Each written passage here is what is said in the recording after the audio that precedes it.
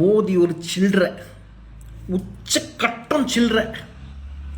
எவ்வளோ தாட்டி ப்ரூவ் பண்ண முடியும், எப்படி ப்ரூவ் பண்ண முடியும்? இதை கேளுங்க. எப்பிஸ்டின்ட்டு ஒன்று ஆறு, ஜெஃப்ரி எப்பிஸ்டின் நினைக்கிறேன். ஒரு புரோக்கர், ஒரு பிம்ப், யங் கேர்ள்ஸ் எல்லாம் சப்ளை பண்ணுவான். யங் கேர்ள்ஸ், வர்ஜின், நீ அது இதுன்ட்டு சொல்லிட்டு வேறு ப்ராக்கெட் பேர் கொடுத்து பொலிட்டீஷியன்ஸ்க்கு சப்ளை வேலை பண்ணிகிட்டு இருந்தான். இஸ்ரேலுக்கு சேர்ந்தவன், மொசாடோட ஏஜென்ட்டுக்கிறாங்க நிறையா பேர். ட்ரம்ப்போட பேரும் அந்த ஃபைல்ஸில் இருக்குது. ட்ரம்ப் வந்து எப்பிஸ்டின் கூட நின்று நிறையா ஃபோட்டோஸ் இருக்குது. அவர் எப்பிஸ்டினோட பார்ட்டிக்கெல்லாம் போவார். எப்பிஸ்டின் பார்ட்டினா sex parties, sex orgy parties. ஒரு மோசமான ஆள், ஃபைனலாக அரெஸ்ட் ஆகிட்டான். சிறையிலே அவனை வந்து கொலை பண்ணிட்டாங்கிறாங்க. ஸோ அது ரொம்ப ஃபேமஸாக எப்பிஸ்டின் ஃபைல்ஸ்.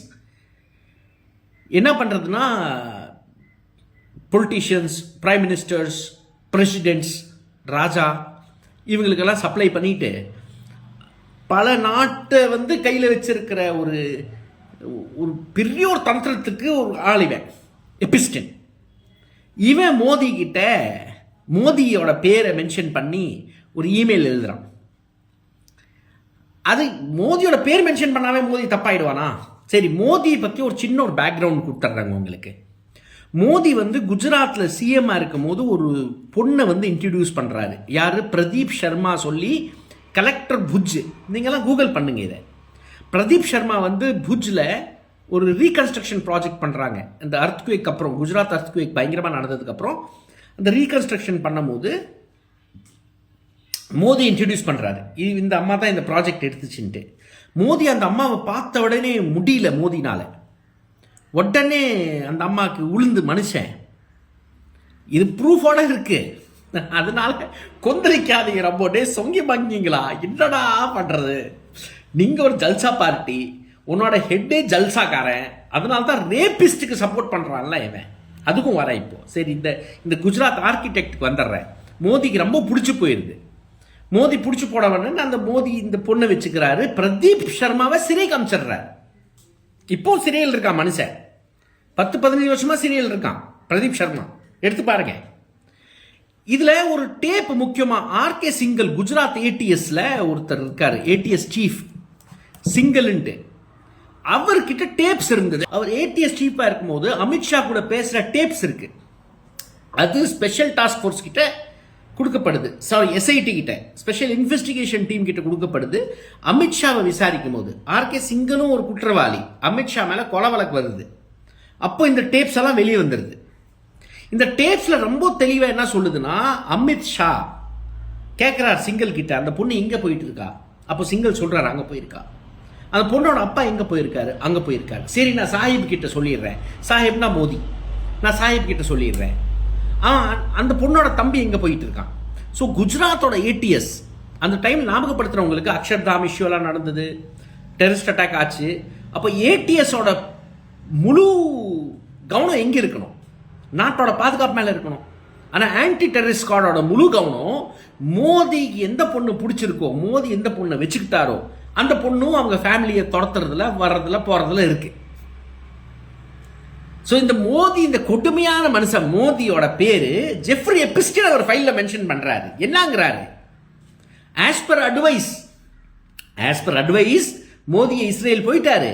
அங்க ஆடினாராம், பாடினாராம், யுஎஸ் பிரசிடென்ட்டுக்காக பண்ணாராம். அதெல்லாம் நம்ம சொன்ன மாதிரி நடந்துருச்சுங்கிறாரு. Work is done. என்ன ஒர்க் இஸ் டன்? ஒரு பொம்பளை புரோக்கரு, ஒரு பொம்பளைன்னு சொல்ற வார்த்தையை தப்பா இருக்குங்க, ஒரு broker who is pushing woman to flesh trade. அவன் கூட உனக்கு என்னடா தொடர்பு? அவன் கூட உனக்கு என்னடா பேச்சு? அதுவும் அவன் அன்னைக்கு கன்விக்டட் கிரிமினல் இல்லை, பட் அன்னைக்கு அவன் என்ன செய்யறாங்கிறது உலகத்துக்கே தெரியும். அப்போ உனக்கு அவன் கூட என்ன பேச்சு? அவன் கூட உனக்கு என்ன வேலை? மோடி கேட்கணும். எவ்வளோ சில்லறத்தனம் இது, எவ்வளோ சில்லறத்தனம். சரி, இப்போ இந்த விஷயம் வெளியே வந்த உடனே மினிஸ்ட்ரி ஆஃப் எக்ஸ்டர்னல் அஃபேர்ஸ், ஆமா மோடி உண்மைதான், அங்கே போனது, இஸ்ரேல் போனது உண்மைதான், ஆனால் மீதி இந்த கன்விக்டட் கிரிமினல் சொல்றதெல்லாம் ஒரு பக்வாஸ், அதெல்லாம் ஒண்ணுமே இல்லைங்கிறான். நீ ஒண்ணுமே இல்லாத சொல்லும் போதே டவுட் வந்துருச்சுடா, உறுதிடா. சுப்பிரமணியம் சாமி கொஞ்ச நாள் முன்னாடி தான் சொல்லிட்டு இருந்தாரு, மோடி மாட்ட போறான், எபிஸ்டின் ஃபைலில் மாட்ட போறான், அவன் பேர் வரப்போகுது. வந்து விட்டதே இமெயில் வெளியே. இன்னும் அது உண்மையாக நிறைய இருக்கு. இன்னும் அமெரிக்கன் கவர்மெண்ட் நிறைய உழைச்சி வச்சிருக்கு, சிலது விஷயத்த வெளியே விட்டுருக்கு, இன்னும் நிறைய வெளியே வரப்போகுது. என்ன கொடுமையான ஆளியா நீ. உச்சத்திலேயே இது வரைக்கும் கரெக்டாக ஒருத்தர் மனுஷன் பிறந்திருக்கானா இந்தியாவில், அவன் மோதி தான் பிறந்திருக்கான். அடானி கிட்ட கொடுத்துட்டான், அவன்கிட்ட கொடுத்துட்டான்லாம் வேற விஷயம், இந்த நாடை வித்துட்டான் அது வேற விஷயம். இங்கே முஸ்லீமை வந்து துன்படுத்துவாங்க, லோக்கலில் இருக்க முஸ்லீம்ஸை. ஆனால் major stake hold of our companies, அது ரிலையன்ஸாக இருக்கட்டும், அடானியோட பவர் டிரான்ஸ்மிஷன் லைனாக இருக்கட்டும், இதெல்லாம் முஸ்லீம் கம்பெனிஸ்க்கு வித்துட்டு இருக்காங்க. கத்தார், அராம்கோ, இன்டர்நேஷனல் ஹோல்டிங்ஸ் இவங்களுக்கு வித்துட்டு இருக்காங்க. அப்போ அந்த முஸ்லீம் ஹிந்துவெல்லாம் இல்லை இவங்களுக்கு, நாட்டு செக்யூரிட்டி எல்லாம் இல்லை இவங்களுக்கு. சில்ட்ரன் அவ்வளோ சில்ட்ர. மோடி ஒரு தாட்டி நான் பெண்களை காப்பாற்றுவேன் சொன்னப்போ டவுட் வந்துருச்சு, ஏதோ நடக்க போகுது. அதே மாதிரி இந்தியாவில் ஃபர்ஸ்ட் டைம் வரலாறுலேயே கன்விக்டட் ரேபிஸ்ட்க்கு பரோல் மேலே பரோல், மன்னிப்பு பில்கிஸ் பானு கேஸில் மன்னிப்பு, போ ஃப்ரீயா போ, வெளியே போ.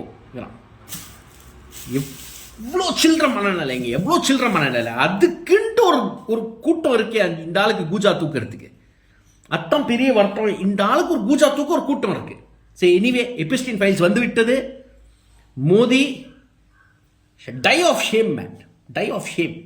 கொஞ்சம் கூட மான வைக்கம் சூடு சொன்னா உனக்கு எங்கடா இருக்கு போது, நீ எங்களெல்லாம் சாவடிச்சு தாண்டா போற.